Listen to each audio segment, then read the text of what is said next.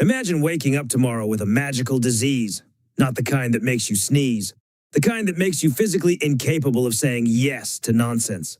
Suddenly, people stop borrowing your time like it's a free public library. Co-workers mysteriously solve their own emergencies. Friends remember you're not their unpaid therapist. Family members discover they are fully grown adults. Here's the brutal truth. Your life isn't exhausting because you have too much to do. It's exhausting because you've become humanity's emotional recycling bin. This audiobook isn't about becoming rude. It's about becoming unavailable to stupidity. And once you master that, you'll wonder why you ever volunteered to carry everyone else's circus. Chapter 1. Starve the excuse monster before it devours your future. Let's start with a brutal observation. You don't have an enemy hiding under your bed. You don't have a secret society plotting against your success. You don't even have terrible luck. You have an excuse monster. And here's the funny part. It doesn't roar. It whispers. It sounds polite. It sounds reasonable. It even sounds intelligent. I'm just waiting for the right time. I've had a busy week. I'll start on Monday. I need to do more research. That isn't wisdom. That's a gremlin wearing a business suit.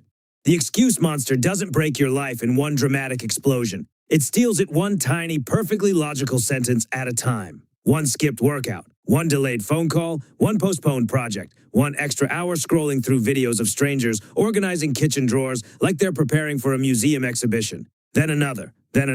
Years pass. The monster grows. Your confidence shrinks. That's the deal. The monster never misses a meal if you keep feeding it. Repeat it, starve it, or it will feast on your future. Here's what most people misunderstand. Excuses aren't lies. They're comfortable interpretations. That's what makes them dangerous. If someone walked up and said, "I'd like to sabotage your dreams today," you'd laugh and walk away. But if your own brain says, "You've had a stressful day, you deserve to relax," now we're listening. Interesting. The monster knows your voice. It knows your fears. It knows exactly how to sound like common sense. Imagine a man named Ryan. Ryan has wanted to start an online business for 4 years. Every January, he buys another productivity notebook. Every February, he watches motivational videos while eating snacks with enough sugar to power a small village. Every March, he decides the economy isn't ideal. Every April, he realizes he needs a better logo. Every May, he researches microphones. Every June, he compares cameras. By December, he's become the world's leading expert in preparing to begin.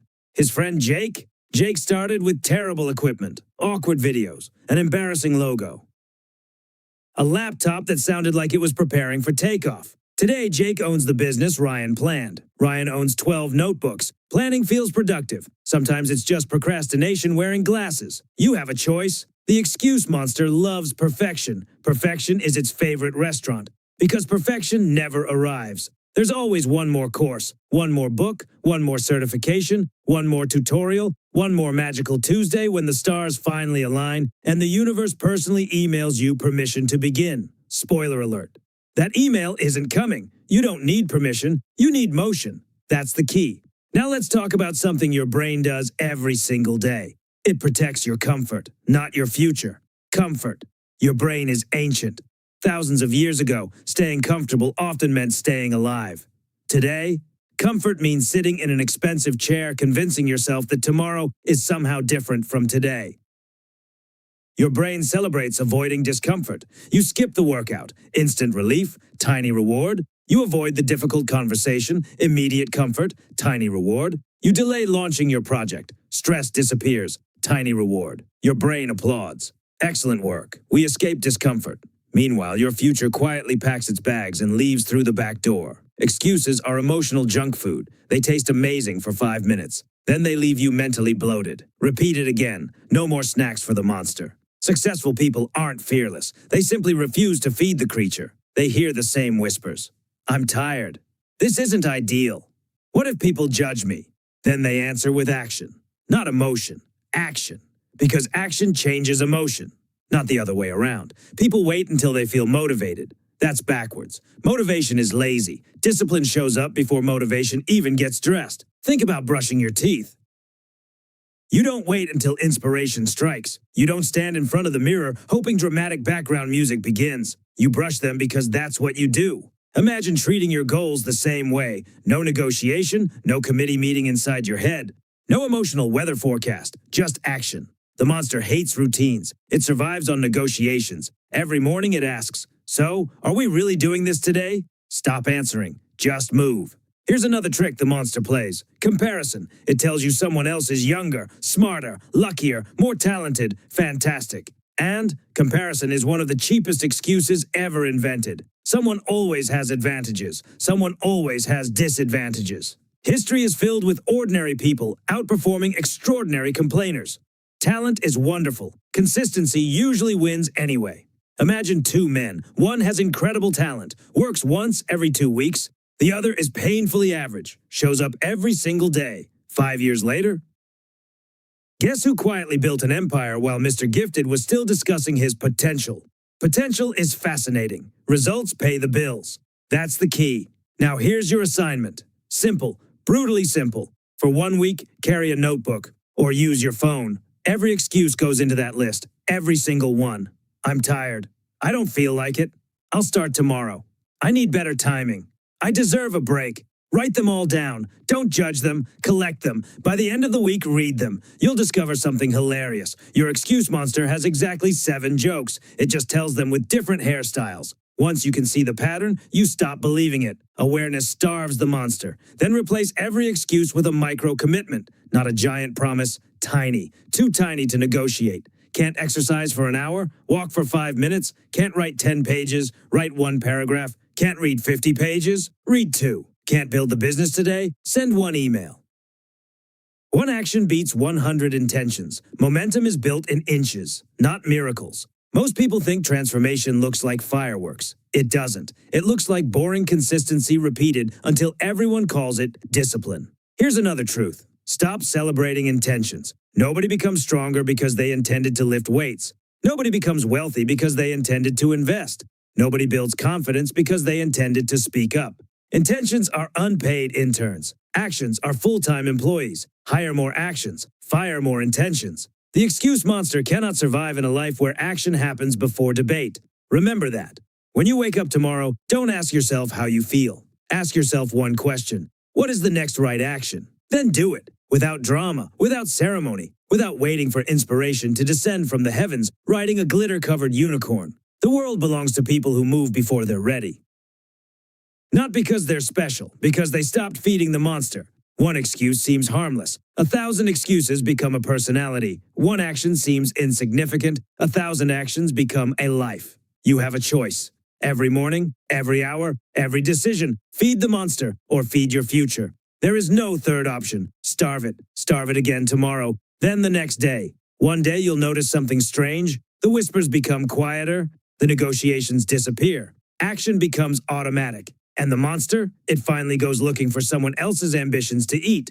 You refuse to serve dinner. You learned the first rule of freedom. Stop explaining. Start moving. Because the life you want has never been hiding behind a perfect plan. It's been waiting behind your next action. You have mastered the first battle. Now it's time to confront the invisible prison that keeps millions trapped with a smile on their face. Chapter 2. Your guilt is running a pyramid scheme. Let's expose one of the greatest scams ever sold. Not on television, not on social media, inside your own head. It's called guilt. And guilt is a terrible financial advisor. It convinces you to spend your time, your energy, and your sanity on things that produce absolutely terrible returns. Here's the truly ridiculous part. Most people don't even notice they're paying. They think they're being kind, generous, reliable, helpful. Meanwhile, they're handing out pieces of their life like a bakery, giving away free samples until there's nothing left to sell. That's not kindness. That's bankruptcy with good manners. Repeat it. Temporary guilt, permanent freedom. Here's how the pyramid scheme begins. Someone asks for a small favor, just one. Can you help me move this weekend? Can you stay late? Can you cover my shift? No big deal. You say yes. Not because you wanted to. Because you didn't want to disappoint them. Your brain celebrates. Crisis avoided. Then something interesting happens. That one favor becomes another, and another. People notice, not because they're evil, because humans are efficient. If one elevator is working and another is broken, which one do people use? The working one. If one person always says yes while another politely protects their time, guess who receives every request? Exactly. 5 favors become 15. 15 become 50. Now you're attending birthday dinners for people whose last name sounds vaguely familiar. You're helping neighbors assemble furniture you didn't know they bought. You're proofreading documents for coworkers who somehow confuse your kindness with free consulting. You're babysitting someone's dog. You don't even like dogs. The dog doesn't like you. You're both confused. That's how guilt recruits more guilt. One unnecessary yes teaches people a dangerous lesson. This person can be persuaded. That's the key. Now let's clear something up. Healthy people disappoint other people every single day. Not because they're cruel, because they're realistic. You cannot build your dream while volunteering to carry everyone else's furniture. Time is limited, energy is limited, attention is limited. Someone will spend them. The only question is, will it be you or everyone else? You have a choice. Now let's meet the oldest employee inside your brain, your prehistoric survival system. This ancient little manager still believes you're living thousands of years ago. Back then, being rejected by the tribe could actually be dangerous. No tribe, no protection, no food, bad news. Your nervous system remembers that story. Unfortunately, it forgot to update the software. Today, someone being mildly disappointed is not the same as being chased through the wilderness by an angry bear with commitment issues. But your brain reacts as if it is. Someone asks for another favor. You hesitate. Suddenly, your heart speeds up. Your stomach tightens. Your thoughts begin performing gymnastics. What if they get upset? What if they stop liking me? What if they think I'm selfish? Congratulations. Your prehistoric software has mistaken a text message for a life-threatening emergency. The danger isn't real. The discomfort is. And your brain confuses the two. Discomfort is not danger. Repeat that. Discomfort is not danger. Saying no feels uncomfortable. Speaking honestly feels uncomfortable. Setting boundaries feels uncomfortable. Growth usually rents an apartment inside discomfort. Comfort lives next door. Guess which one pays better? Here's something funny. People who constantly avoid discomfort accidentally create permanent discomfort. Think about that. They avoid a 30-second conversation and earn 3 weeks of resentment. They avoid saying no and spend the entire weekend doing something they secretly hate. They smile on the outside. Inside, they're mentally screaming into an invisible pillow. That's expensive, very expensive. Let's imagine 2 different mornings. Person 1 receives a message. Hey, could you help me with something tonight? He doesn't want to, but he replies instantly. Sure. For the next 10 hours, he complains to everyone except the person who asked. His coffee hears about it. His coworkers hear about it. His mirror hears about it. Everyone hears about it except the one person who actually needed the answer.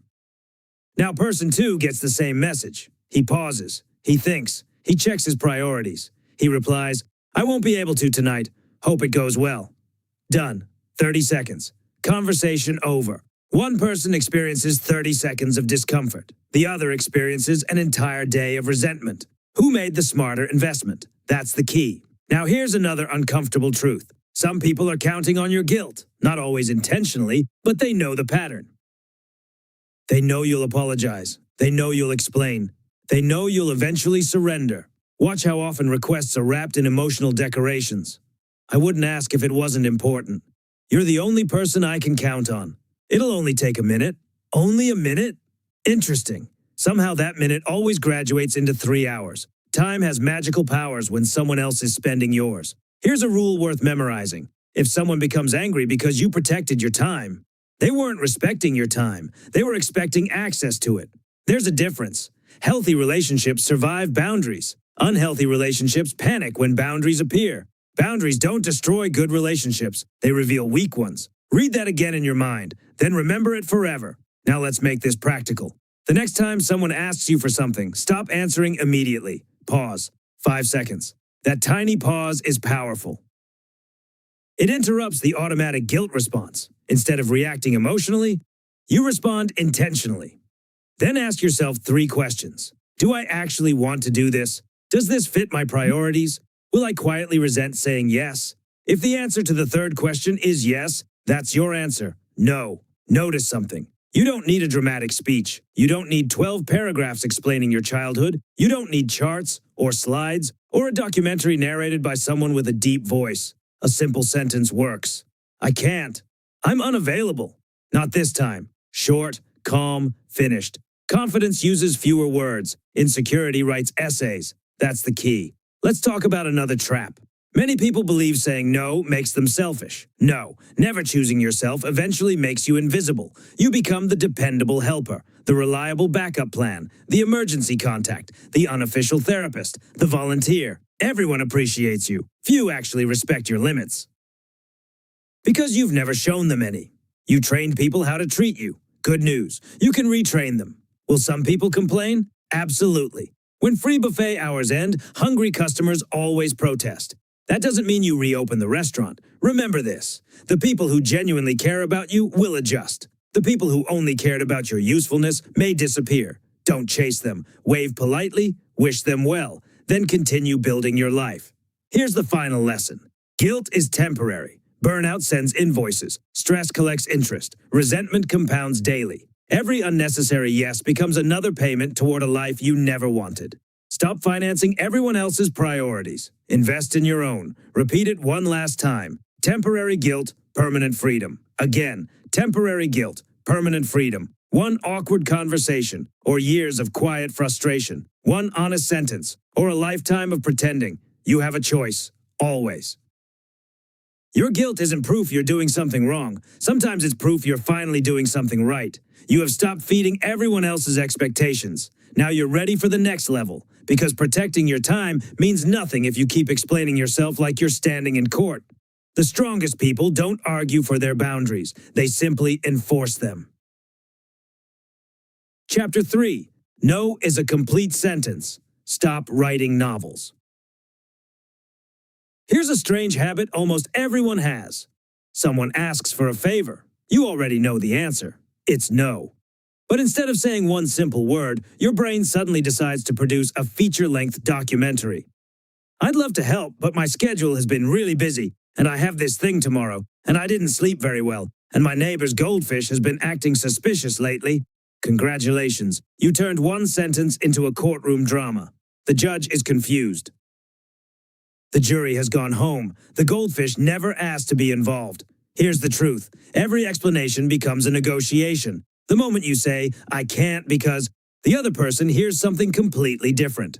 Oh, wonderful. We've identified the obstacle. Now let's solve it. You say, I can't because I'm busy. They reply, what about later? You say, I'm tired. They answer, it won't take long. You say, I already have plans. What plans? Suddenly you're defending your own calendar like you're applying for top-secret government clearance. You didn't refuse the request. You accidentally opened customer service. That's the key. No explanation, no trial. Repeat it. No explanation, no trial. Imagine someone asking you to drive them to the airport at 4 o'clock in the morning. 4. The hour when even your alarm clock questions its purpose. Your first instinct? Invent a believable excuse. My cousin is visiting. I have an appointment. My refrigerator needs emotional support. Stop. Just stop. A calm answer works. I won't be able to. That's it. No essay, no weather report, no historical timeline, no PowerPoint presentation with colorful charts. The conversation only becomes complicated when you help complicate it. You have a choice. Most people don't realize they're negotiating against themselves before anyone else even speaks. Listen carefully to your inner dialogue. What if they think I'm rude? What if they get upset? What if they don't invite me next time? Interesting. The request hasn't even been declined yet. Your imagination has already organized an entire disaster movie. Your brain deserves an award for creative fiction. Unfortunately, the tickets are expensive. Confidence sounds boring. That's why so few people recognize it. Hollywood taught us confidence is loud. Life teaches something different. Real confidence is quiet, calm, simple, almost disappointingly ordinary. Watch people who genuinely respect themselves. They don't make dramatic announcements. They don't pound the table. They don't deliver motivational speeches every time they protect their schedule. They simply say, no, not today. I'll pass. Then they continue drinking their coffee. It's almost rude how uneventful it is. That's strength. Strength doesn't need background music. Repeat it. Confidence sounds boring. Think about automatic doors. Do they explain why they're closing? Do they apologize? Do they gather everyone together for an emotional discussion? No. They close, quietly, predictably, without guilt. Become more like automatic doors, reliable, consistent, difficult to argue with. Now let's talk about one of the greatest fears people have. Silence. Someone asks for something. You decline. Silence appears. Immediately your brain panics. Say something. Fix this. Explain yourself. No, seriously, say anything. So you begin talking and talking and talking. You rescue the other person from the discomfort they should have been experiencing. You volunteered to carry emotional luggage that wasn't yours. Again. Why? Because silence makes insecure people uncomfortable. But here's the secret. Silence is powerful. Silence gives your answer weight. Silence communicates certainty. Silence says, I've made my decision. Without saying another word, repeat today's catchphrase. Silence is not awkward. It's expensive. Expensive people don't over-explain. Expensive people don't chase approval. Expensive people don't negotiate every personal decision. Their attention has value. Their time has value. Their words have value. Imagine walking into an expensive restaurant. You ask if they're open after closing time. The manager doesn't spend 20 minutes apologizing. He doesn't describe the history of restaurant operating hours. He doesn't explain the economic conditions of the food industry. He smiles. We're closed. Finished. You leave. No emotional damage. No courtroom. Life continues. Yet somehow, when it comes to our own boundaries, we suddenly believe every no requires a doctoral thesis. Strange. Let's make this practical.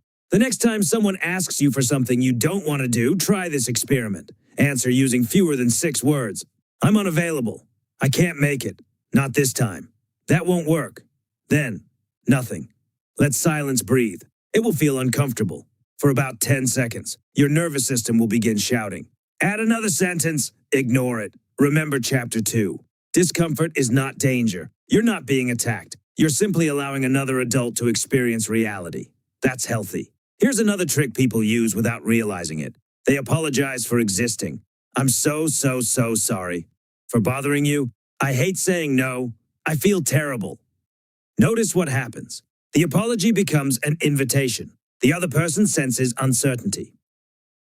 Uncertainty invites persuasion. Confidence ends conversations. Hesitation extends them. Now, this doesn't mean becoming cold. There's a huge difference between rude and clear. Rude says, I don't care. Clear says, I've made my decision. One attacks people, the other protects priorities. You can smile, be respectful, wish them well, and still decline. Kindness and boundaries are teammates, not enemies. Here's something worth remembering forever. The people who respect your boundaries usually don't need long explanations. The people demanding endless explanations often don't respect your boundaries in the first place.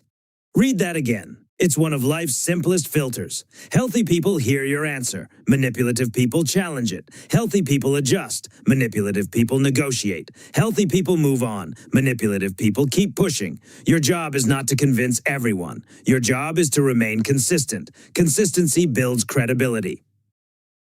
Every time your answer changes because someone applies pressure, you teach them a dangerous lesson. Push harder. Don't teach that lesson. Instead, become wonderfully predictable. No, pause, smile, silence, finished. Imagine how much mental energy you'll save. No rehearsing excuses in the shower, no replaying conversations at midnight, no inventing imaginary emergencies just to avoid honesty, just truth. Simple truth. Life becomes lighter when you stop carrying unnecessary words.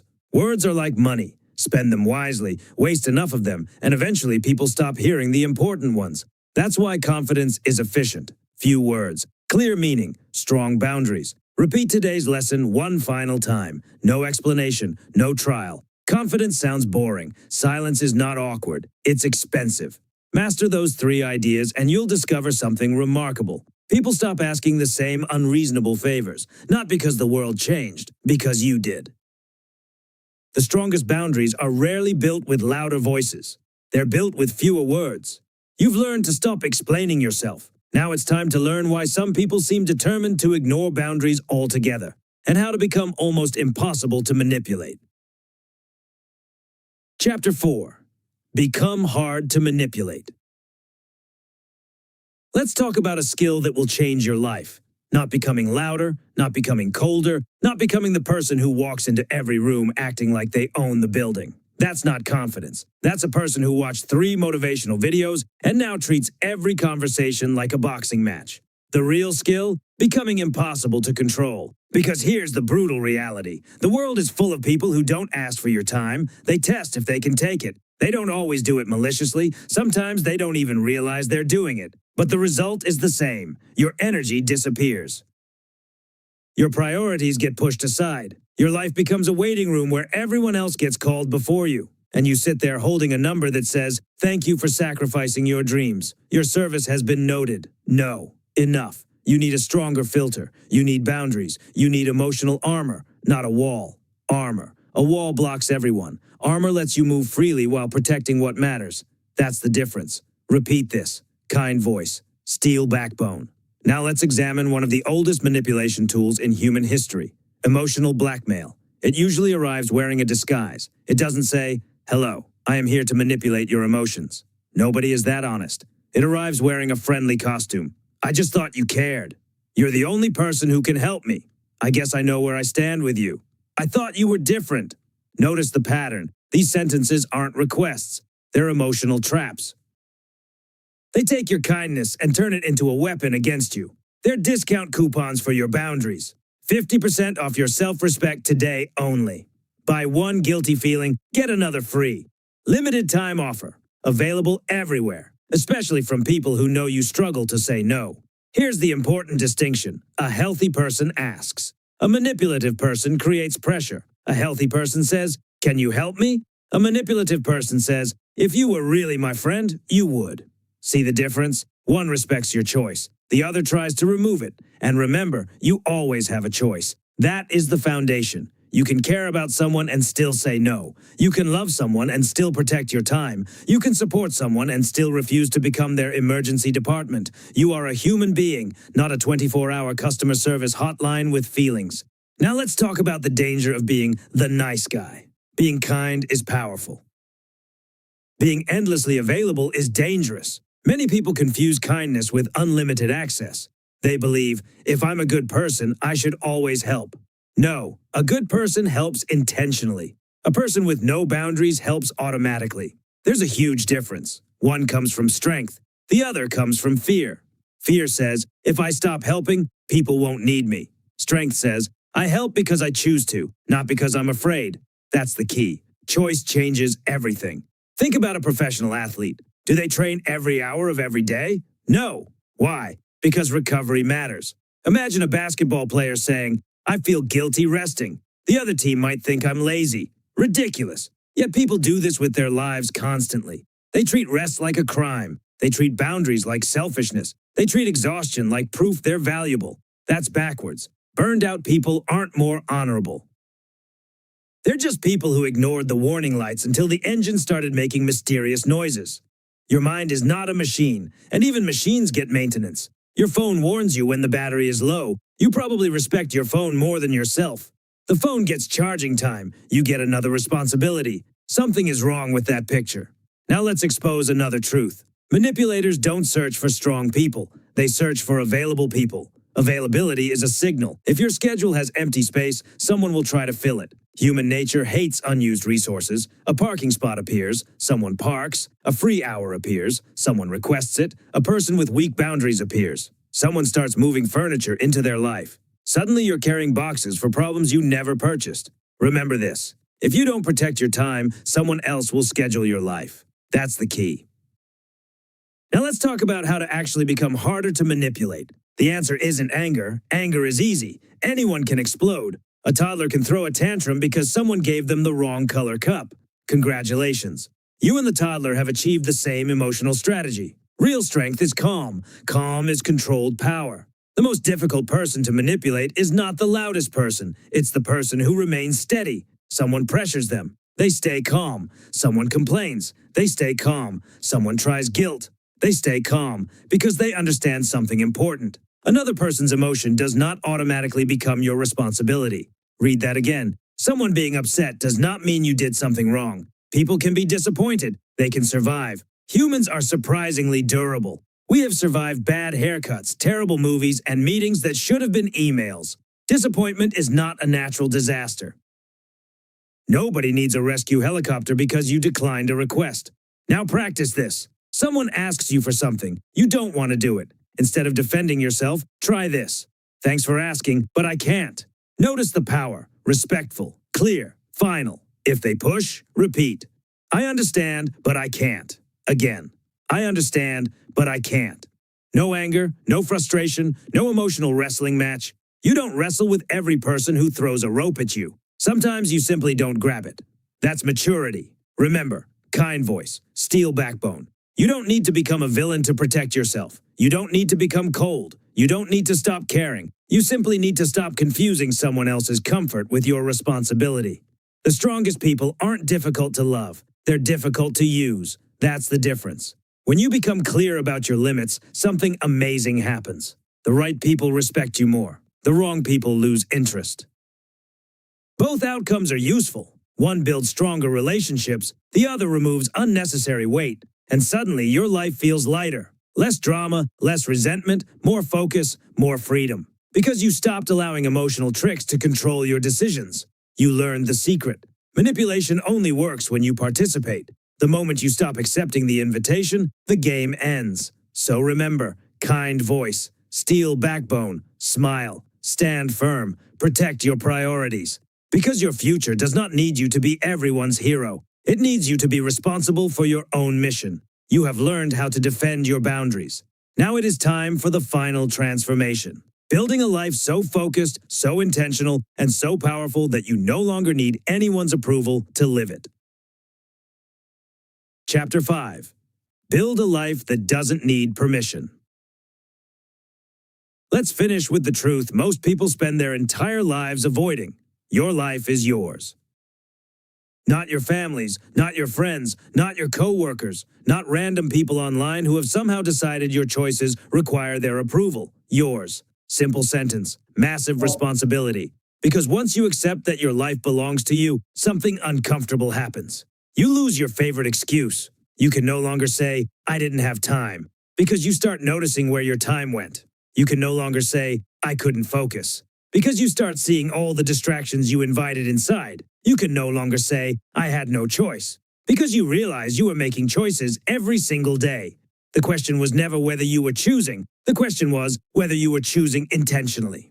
That's the key. Every day you are voting for the person you become. Every habit, every conversation, every yes, every no. A vote. And many people are accidentally voting against themselves. They vote for comfort. They vote for distraction. They vote for everyone else's priorities. Then years later, they wonder why their dream life never arrived. It didn't disappear. They traded it away piece by piece. Small transactions, tiny sacrifices. A few hours here, a few opportunities there. Until one day they look around and realize they spent their entire fortune of time buying things they never wanted. That's the brutal reality. Your attention is your most valuable asset. Not money, not status, not popularity. Attention. Because whatever owns your attention owns your future. That's why every no matters. Every time you reject a distraction, you buy back a piece of your future. You say no to another pointless argument. You buy back peace. You say no to another unnecessary obligation. You buy back energy. You say no to another hour of mindless scrolling. You buy back focus. Boundaries are not walls. They are investments. Read that again. Boundaries are not walls. They are investments. A wall says, nobody gets in. A boundary says, the right things get my energy. The wrong things do not. Huge difference. A person without boundaries is like a house with every door unlocked. Anyone can walk in. Anyone can rearrange the furniture. Anyone can leave a mess. Then the owner complains, "Why does my house feel chaotic?" Because you gave everyone the keys. Take back the keys. Now here's where things get interesting. When you change, some people will not like it. Good. Not everyone deserves access to the upgraded version of you. Think about software updates. Every time your phone updates, some old apps stop working. Not because the phone is broken, because the apps were built for an outdated system. People work the same way. When you develop standards, discipline, and boundaries, certain relationships stop functioning. Not because you became worse, because you became different. The old version of you was easier to access, easier to convince, easier to pressure, easier to use. The new version requires respect, and some people hate that. They don't miss you. They miss the version of you that made their life easier. That's a painful truth. But it's also freedom. Losing free riders is not losing friends. Repeat that. Losing free riders is not losing friends. A real friend doesn't disappear because you finally value yourself. A real friend adjusts. A real friend respects your priorities. A real friend doesn't need you exhausted to prove your loyalty. Remember, your value is not measured by how much you tolerate. Your value is measured by who you become.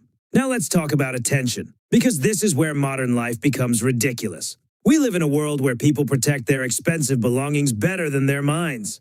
Someone will buy a $1,000 phone case to protect a device, then spend 5 hours watching strangers argue online about things they cannot control. Amazing.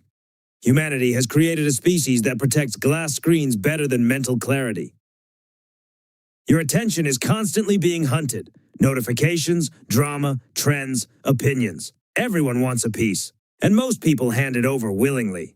Then they say, "I don't know why I can't focus."